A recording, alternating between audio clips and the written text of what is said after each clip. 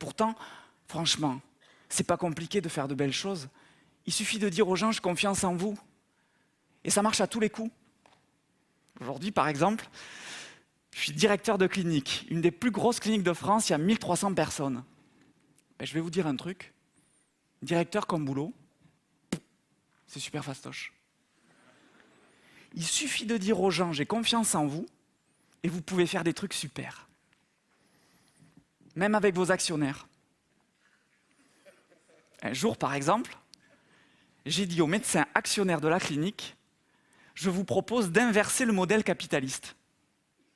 Vous savez, le capitalisme, c'est quand des actionnaires touchent des dividendes sur le fruit du travail des salariés. Moi, je leur ai proposé l'inverse. Je leur ai dit « je vous propose de prélever un pourcentage de vos revenus d'actionnaires pour constituer un 13e mois pour les salariés. » Je n'ai pas eu droit tout de suite à une standing ovation.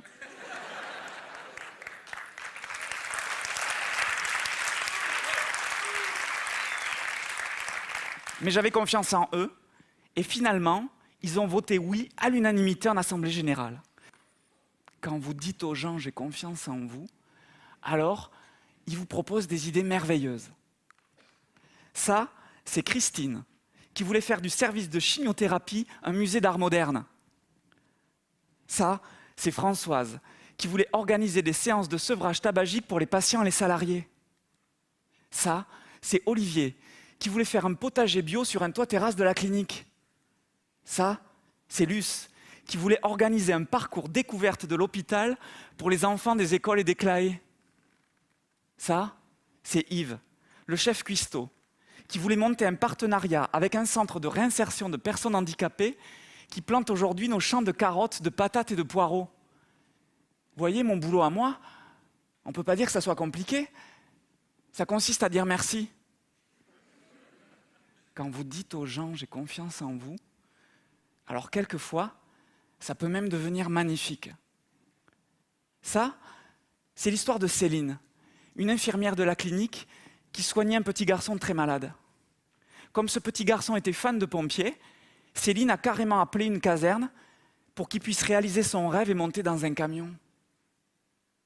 Ça, c'est Jean-François et Sébastien, qui un jour sont venus me voir et m'ont dit « Dominique, il y a actuellement un patient en fin de vie dans le service de pneumologie. Il doit se marier avec sa compagne pour des questions patrimoniales. Ça va se passer dans sa chambre. Est-ce que tu nous autorises à lui préparer un vrai repas de mariage ?» Ben oui, bien sûr.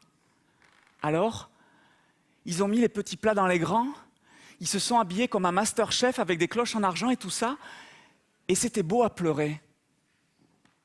Quand vous dites aux gens « j'ai confiance en vous », et qu'ils se mettent à leur tour à transmettre de la confiance autour d'eux, alors là, c'est l'instant de grâce. Je fais régulièrement des immersions dans les services, vous savez, un peu comme Vie ma vie.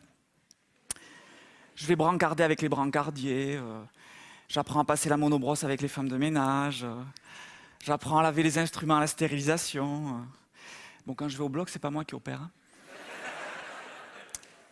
Eh bien, pendant une de ces immersions, 2 aides-soignants m'ont demandé d'assister à la toilette au lit d'une patiente. C'était une dame d'environ 80 ans qui n'avait plus toute sa tête, qui était très fatiguée et qui ne parlait pratiquement plus.